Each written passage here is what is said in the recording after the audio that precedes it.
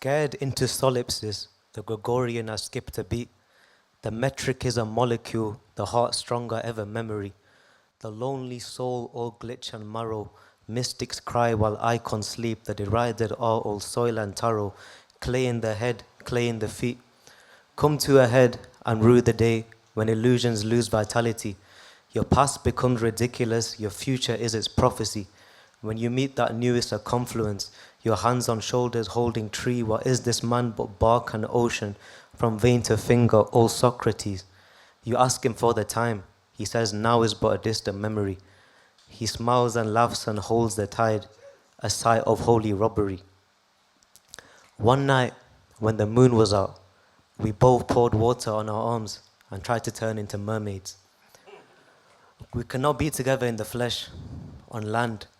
Our hands could not feel the pulse of one another's essence. We hadn't reached double digits of reconnections before they tore us apart. Every goodbye I'd said to her was hard, but none was worse than the goodbye I couldn't say to her before they came for me.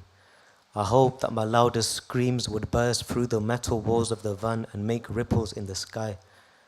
I would scream at sunset during the week, especially Tuesdays and Saturdays, because those were the evenings we'd sit and watch the sunset together.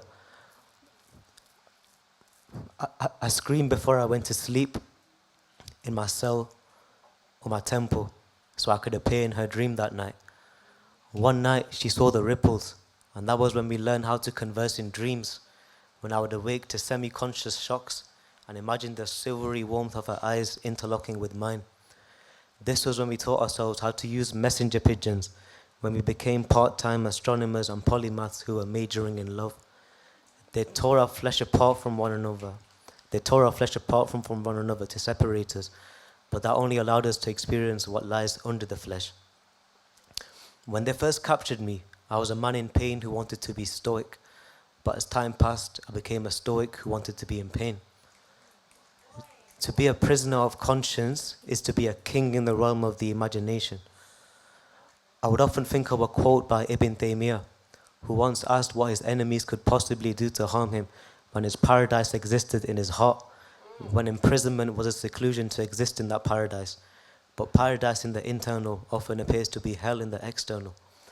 Some nights I would stare at marks on the wall until they would print on my eyelids and sing the language of the stars. I was left with a lump in my throat. I paced around my cell reciting the poetry of old Hemant Kumar vinyls and spoke to the shadows in Victorian tongues, saying, "You are a crawling in my arms and spine that leaves a lingering shiver. Though days and weeks and months into spring, this chill has not yet withered. Mahogany crystals in her eyes so bold, no pair has ever compared. I think of her morning and night, O Lord. Her rise and fall has become my prayer. My soul has found an old companion from an eternity spent bathing in the stars. Your presence is fuel for some internal canon, because I felt you before I had a heart. Let me know if the bond you have expires.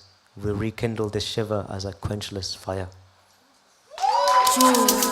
Yes.